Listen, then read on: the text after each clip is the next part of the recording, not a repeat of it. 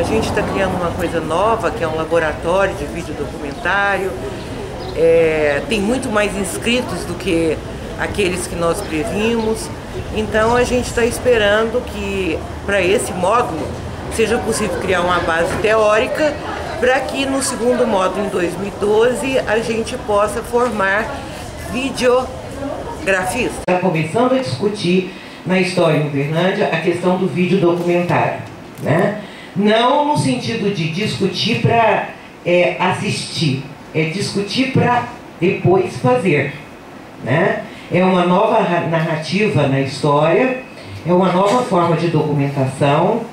Nós estamos trabalhando no caminho entre ficção e realidade, e os primeiros convidados, né, nós não poderíamos deixar de convidar o professor Alcides e a professora Rosângela para hoje como palestrantes, porque são os nossos especialistas nesta área, né, aqui dentro do programa de pós-graduação. E dentro dessa hora e meia, eu pretendo apresentar aqui para vocês, por sugestão da própria professora Maria Clara, uma reflexão sobre um documentário. O meu olhar é mais acadêmico, mas enfim, eu sempre compartilhando essas preocupações de tentar entender o outro lado a partir das preocupações com a linguagem, né? O texto que eu trouxe aqui para apresentar para vocês diz respeito a um documentário bastante conhecido, que é Cabra Marcado para Morrer, do diretor Eduardo Coutinho. Antes de começar a leitura propriamente, queria fazer só uma sugestão de cunho bibliográfico que talvez seja útil para os que aqui estão preocupados com a questão do documentário, que é o livro recentemente publicado do professor Fernão Pessoa Ramos, cujo título é "Mas afinal, o que é mesmo um documentário?" E para tentar responder a pergunta, ele produziu um livro deste tamanho. Não vejam que não é uma pergunta fácil de responder, não é? Viens jusqu'au fais attention avec le masque. On pique un peu le masque, c'est comme là jusqu'au bord. Fais voir ton cheval.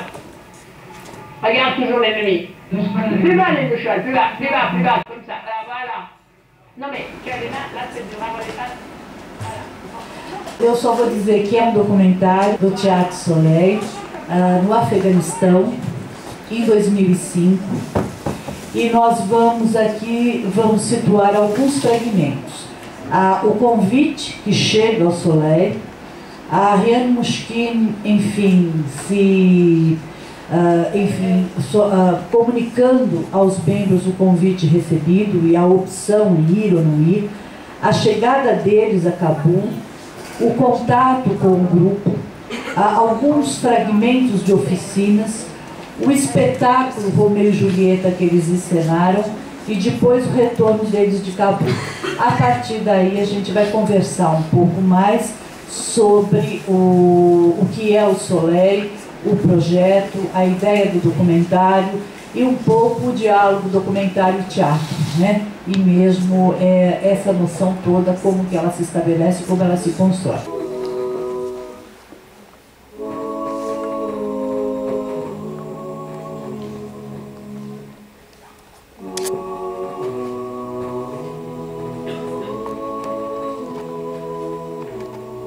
Eu gostei muito do título, História em Ação, né? Então eu iniciaria a minha fala pelo título. Por que eu achei interessante? Porque ele nos remete a uma história em desenvolvimento, né? A uma história em construção. O que nós fazemos é sempre uma história do presente, com os meios que temos do presente, sejam os meios teórico-metodológicos, sejam os meios tecnológicos e etc. Mas a diferença, pensar numa história em ação, pensar, portanto, numa história em construção, não seria algo de uma imediatez que dispensaria a pesquisa, que dispensaria, né, uma articulação teórico-metodológica, né? Não significaria pensar uma história em ação, confundir com o jornalismo comum. uma história em ação, ela poderia se aproximar mais da chamada, do chamado jornalismo social, né? Que é um jornalismo que busca, então, dar um mergulho, realiza uma pesquisa. Não é um jornalismo do dia a dia, com todo o respeito, né? Mas a gente está falando do nosso campo, que é o campo da história, né? E a nós nos cobram, então, a pesquisa, um outro tipo de reflexão, diferentemente do jornalismo do dia a dia. Será que a hora do documentário chegou? Né? Porque documentário era tido como um gênero marginal, né, que se contrapunha à ficção. Hoje você tem inúmeros colóquios, fóruns, debates, festivais de cinema no Brasil inteiro, né? Tem um que se chama É Tudo Verdade, que é muito interessante e que mudou a reputação do gênero. Se o documentário ele sofre, né, a partir de 60 no Brasil, com o cinema novo, com a novela vaga, a questão de uma virada cultural, qual é a relação ética, né? Quais são as intenções e para quem é feito e qual é a recepção. Então, a primeira coisa que me passou pela cabeça é: existe um documento mais verdadeiro do que outro? Por exemplo, o filme, a literatura, a imagem, o documento oficial, os dados do IBGE, as falas, né? Para mim, não, né? Existem apenas formas de como eu vou inserir isso no meu trabalho, né? Existe um compromisso político de quem eu trato, de quais sujeitos sociais. O documentário não é e nem pode pretender ser a verdade. Ele não é o real, né? Mesmo que ele seja uma reportagem sobre o real. Ele já é uma representação desse real, né? Ele pode ser uma documentação para nós, historiadores. Mas nós também podemos fazer um documentário, como o Walter Nunes fez, do tema dele de pesquisa. É de suma importância, quando se faz um trabalho desse, a devolutiva para a comunidade, né? E eles vêm cobrando, em vários projetos que eu tenho desenvolvido, em Tuiutaba, em Catalão, a preocupação é sempre de ver o retorno desse trabalho. E hoje, se a gente vai analisar o ICMS cultural, a Lei Robin Hood, todas essas políticas, a importância que os pontos de cultura têm na manutenção dessa cultura popular dentro dos bairros, a gente percebe que, principalmente em Minas Gerais, essas políticas não alcançam a maioria dos grupos sociais.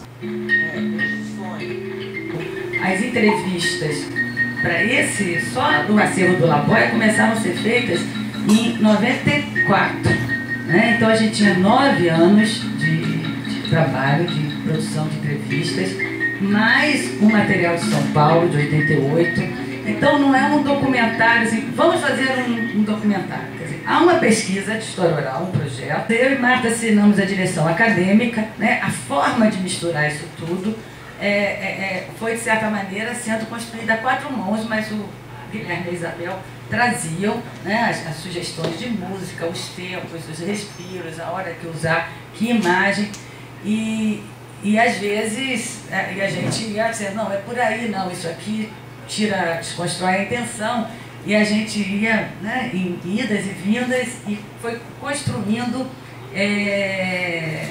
o filme, essa primeira experiência. A gente tinha uma questão de pesquisa, a gente chegou em alguns pontos e a gente produziu uma narrativa igual a gente poderia ter feito escrito um artigo ou feito um livro.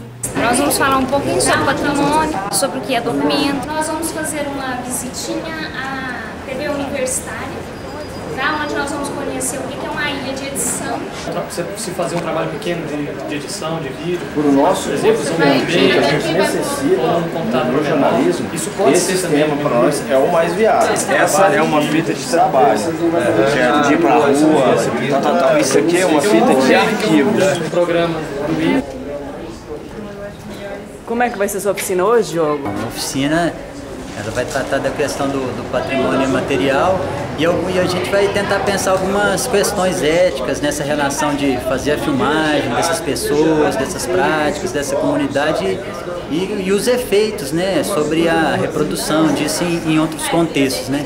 Então vamos tentar pensar umas questões éticas aí do pesquisador em relação às comunidades que estão sendo retratadas, nesse caso, nos videodocumentários. O que é essa escala de planos, na verdade? São algumas formas da gente se comunicar. Da gente quem? De uma equipe que está trabalhando, que está gravando, de se comunicar e também comunicar através da escrita, do roteiro, de determinações, de decupagem. Tá, agora deixa rodar e vamos marcar o ponto de sair. A gente coloca lá e a gente entende.